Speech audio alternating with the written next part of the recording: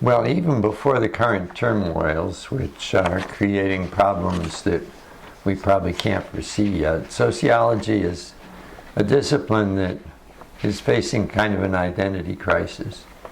It's got way too many subdisciplines, so that the discipline itself is kind of disorganized. It's the subdisciplines, the specializations, they overlap with each other, and they're not internally consistent with each other. But the other problems are organizational. That sociology has been less successful than some other disciplines at attracting students over the last couple of decades. And it's faced competition from economics, political science, and even psychology. So that the subject matter of sociology is sort of drifting away from the field, because some of these other disciplines are attracting students and are kind of taking over the subject matter.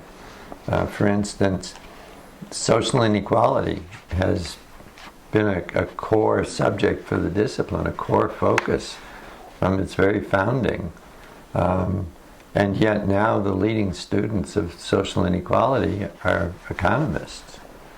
That's partly because the outstanding characteristic of sociology over the last few decades is increasing income disparities. But it's still a subject matter that sociologists should be more or less in charge of. One of the reasons, besides all those issues that Bill has already mentioned, is it doesn't seem to have any explanation for real-life problems. With all the criticisms one can make of economics, and believe me, we have many, at least it offers some answers to issues that concern people. It has a theory of economic coordination through markets that it argues gives us more economic growth, increases the standard of living, and gives other benefits. And political science also has a method of coordination called state coordination, and is concerned with power and has some solutions to problems. One of the reasons why sociology has so many different subsections is it's remained descriptive. It's not been analytical at all. And so each time if someone finds a new, interesting, fascinating subject to describe, rather than having an analytical model to analyze it, they create another section. So what we need to do is to come up with our own approaches to problems, and it has to involve a coordination issue. Well, one solution is to reorient some of the courses. This would address the problems within the university and in attracting students, to reorient the courses toward explaining things about the real world, and focus on problems in the world, particularly introductory courses, I feel, spend too much time focusing on sociology, which may be of great interest to sociologists, but I think are of less interest to undergraduate students. But otherwise, what sociology needs in order to solidify the discipline is a more coherent theory. And what we are proposing is a method of producing change and of reinvigorating local communities, which are two subjects that were of great interest to sociology in the past, but have received less attention in recent years. That method is the formation of scions, what we call scions, which stands for Systemic Coordinated Interorganizational Networks. So let me take that apart and explain it a little more in detail. We'll start with the end of that, with the N, networks. is a scion is a organization, a social network of organizations. Oftentimes, these would be non-government organizations, but in critical instances, they probably would involve government and private sector organizations. So we have interorganizational networks. The other part of it is that they're systemic. These networks have a purpose, a goal, which is related to solving meaningful social problems, addressing meaningful issues in society. And in order to accomplish this, they have a coordinating unit. This is a special organization that is independent of the organizations that are actually working to solve the problem. It's a coordinating organization that collects data, that provides technical expertise and leadership to the group of organizations, and encourages them to share information and resources to accomplish specific goals, measurable goals. Well, some of the differences have been elucidated by Bill in discussion that it involves a network and a network coordinating organization, whereas with market and state coordination, it's usually just a single organization and not a group of organizations designed to achieve some major objective, such as institutional change or organizational change. But one of the reasons why SEONs have become necessary and what makes them different from state and market coordination is that the societies are evolving. They're becoming much more complex, and with it, much more complex problems. And for that, you need a much more complex coordinating organization and a complex network of organizations to solve that problem. So SEONs are the wave of the future, and you see the evolution of various parts of society towards them. For example, in an article in The Economist recently, they talked about how crime rates were decreasing in cities. And when you look carefully at it, it's because these communities are forming implicit SEONs. They may not have a network coordinated organization, but they're a group of organizations working together. And that is also a sign of what the future will be. You see what's happening, and you sort of project it into the future.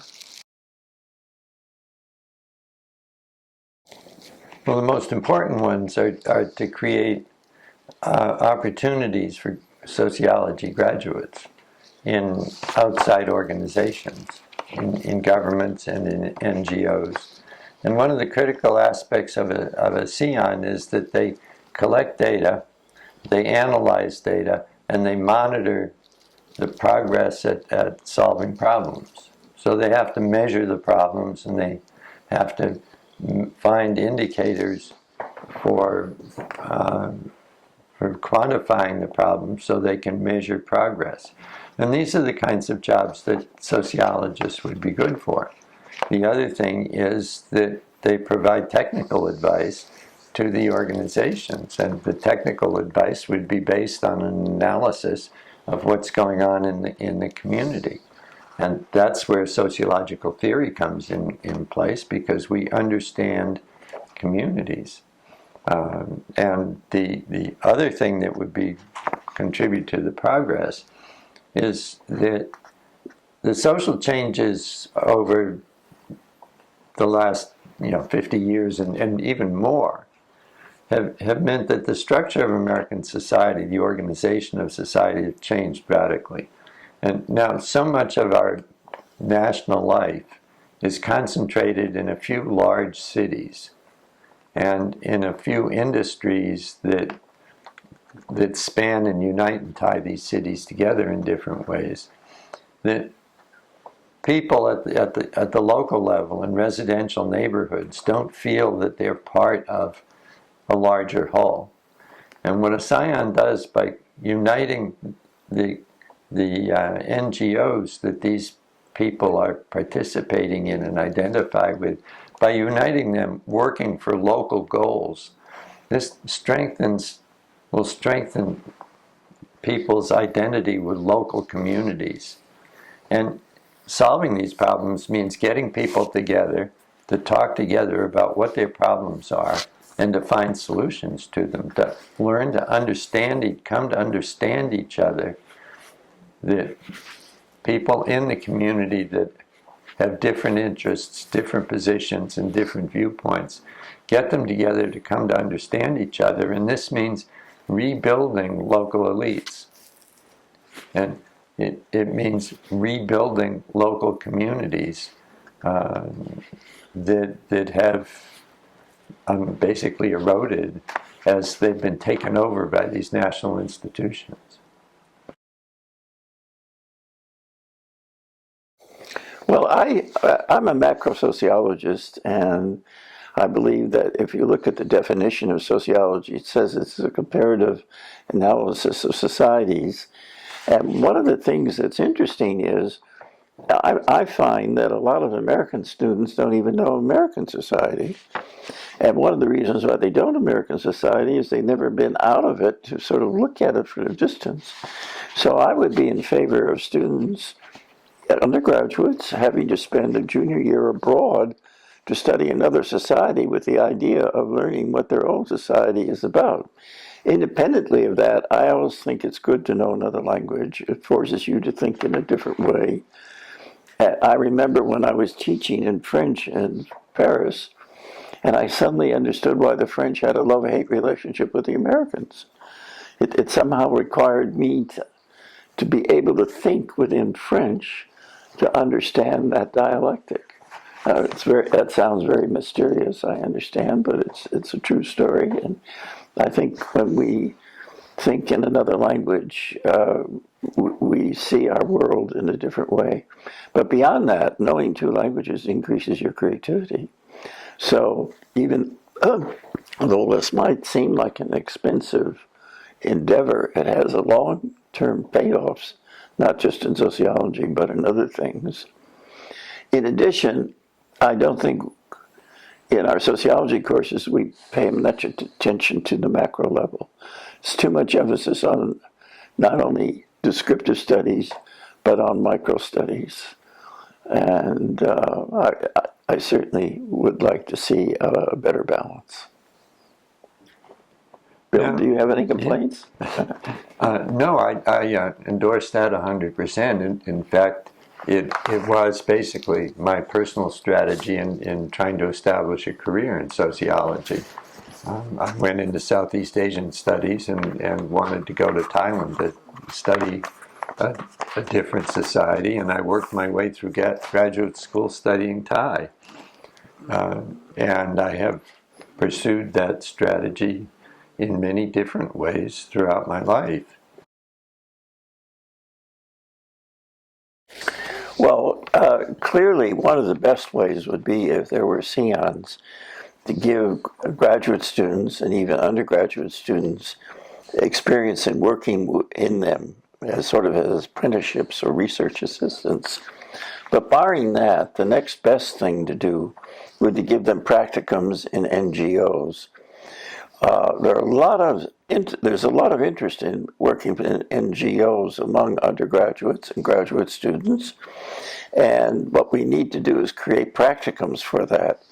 And for that, we need, in fact, our own SEON at the university, which would connect with different organizations like NGOs, and a coordinating organization would line the students up who are interested in any particular NGO, whether local, like a food bank, or international, like Red Cross. Part of what Jerry is saying is based on an interview that he had with sociologists at the University of Michigan. They've actually done this, and it's been successful in recruiting students. They've placed students in local NGOs to work in practicums, and it's been popular on both sides of the students and the NGOs. the other place you can find evidence is if you look out in the real world at where people are solving problems and making progress. And if you look at how are they doing it, they're doing it by forming organizations and projects and programs that approximate scions. And what we're doing is trying to suggest a way where you can push this forward, you can formalize it, you can make up rules about how to, guidelines on how to do it. One example is in urban renewal programs, is the people that have taken old industrial neighborhoods in the Rust Belt cities and elsewhere even, and tried to rejuvenate the universities. One person told me the goal of their project was to take a neighborhood where the rents were $25 a square foot and turn it into a neighborhood that was $50 a square foot, where people would want to live and they would want to work there, and it would be an exciting neighborhood and an exciting place to be. So you can find instances and examples of this in different places. You can find other examples in healthcare. I have a friend that's working on registries that are created by the various medical specialties in order to create reports or data for reports that are required by the Affordable Care Act. So they started as essentially quality control effort, but they're expanding their reach and their purposes into creating innovative research and diffusing information on new advances in technology and medical science. So there's room in lots of different areas for organizations like this.